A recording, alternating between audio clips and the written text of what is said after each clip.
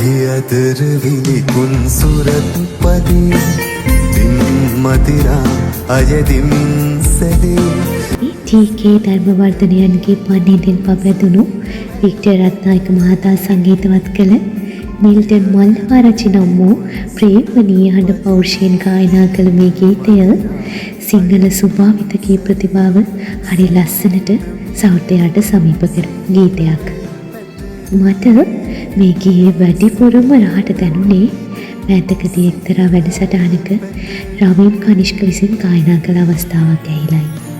ව්‍යංගයෙන් උපමාවෙන් අතිශයෝක්තියෙන් ಧ್ವನಿත අර්ථපූර්ණව සිංහලයේ සියලු රස කවා පදවැදුණු ගීය පද රචනාවකට හඬ මාධුර්යයෙන්ද ස්වර සංකලනයෙන්ද උපරිම රසයක් අවු මේ ගීය මට වගේම ඔයාටත් ආසාවෙන් දැනෙන්න අහන්න හිතේ මෙන්න මේ ටික ඇහුනට පස්සේ කනට විතරක් නෙවෙයි හදවතටම දැනෙන්න.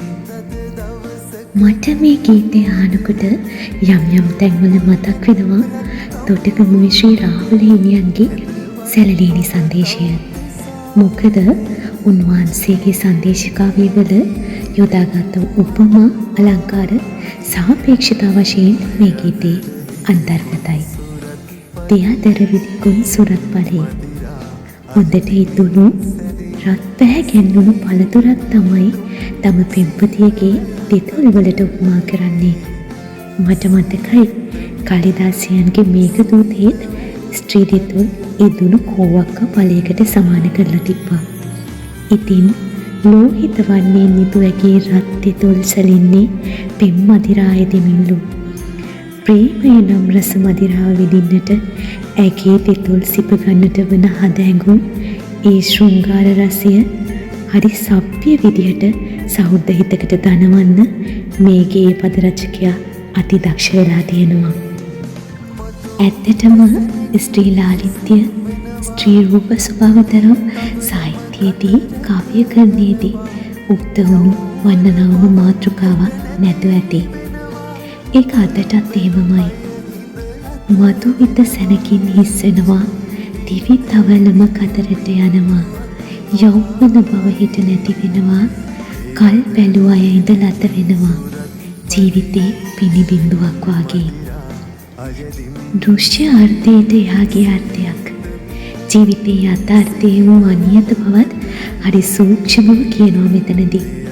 ඇත්තටම තාරුණ්‍ය සදාකල් නැහැ. ජීවිතේ විඳින්න ඕන අවධියේදී ඒ අවදීන්ට අදාළ හැඟීම් විඳිය යුතුයි. බුදු දහමට අනුවත් පමවුවන්ට අවසානයේ පසුතැවෙන්න සිද්ධ වෙනවා. මේ කොටස මින් එහාට තවත් සවිස්තරාත්මකව විස්තර කරන්න පුළුවන් වුණත් මට ඕනේ කෙටියෙන් මේ ටික කියන්න. ඊට පස්සේ ගීතයේ අවසන් කොටසේදී තවත් හරි ලස්සන උපමා මුනලා මේ ගීතයේ රචනා කළ පණිද සම්භාව්‍ය සාහිත්‍යයේ ආభాෂය ලැබූ දක්ෂයෙකු බව තව තවත් විද්‍යමාන කරනවා. මූ රදරුන් සුණු සුවඳ විතේ බින්තද දවසක කෙනෙනු ඇතේ නිලුපුල් නෙත් රත් තමුරු වෙතේ කැඳවයි ඔබ තව දිසා වෙතේ ජීවිතේ මේ බින්දුවක් වාගේ. තම පෙම්වතියගේ නෙත් නිල් මානිල් මලකට උපමා කරනවා මෙතනදී. මින්දද කියන්නේ අනංගයාට. එහෙම නැත්නම් මල්සරාට.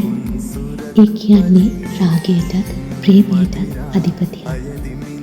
ඉතින් මේ මින්දදගේ සරපතුණු පෙම්වතුන් ප්‍රේමයෙන් ලංවීම ප්‍රේමයෙන් එක්වීම මේ පැණිබිඳක මිහිරියාවට ආදේශ කරනවා.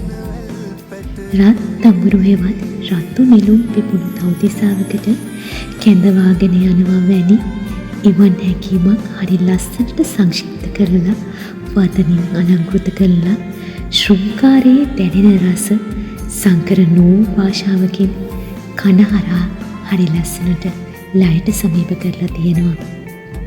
වර්තමානයේ උදෙක් ශබ්ද රස විතරක් අරුත්සුන්ව විඳින බහුතරයක් ඉන්න සමාජයක මේ වගේ සියලු රස පරිපූර්ණ ගීත වැඩි වශයෙන් ජනගත වෙනවා නම් මට නම් දැනෙන්නේ මිනිස්සුන්ට නිවෙන්න මේවත් මනසට වැටෙන මුසු.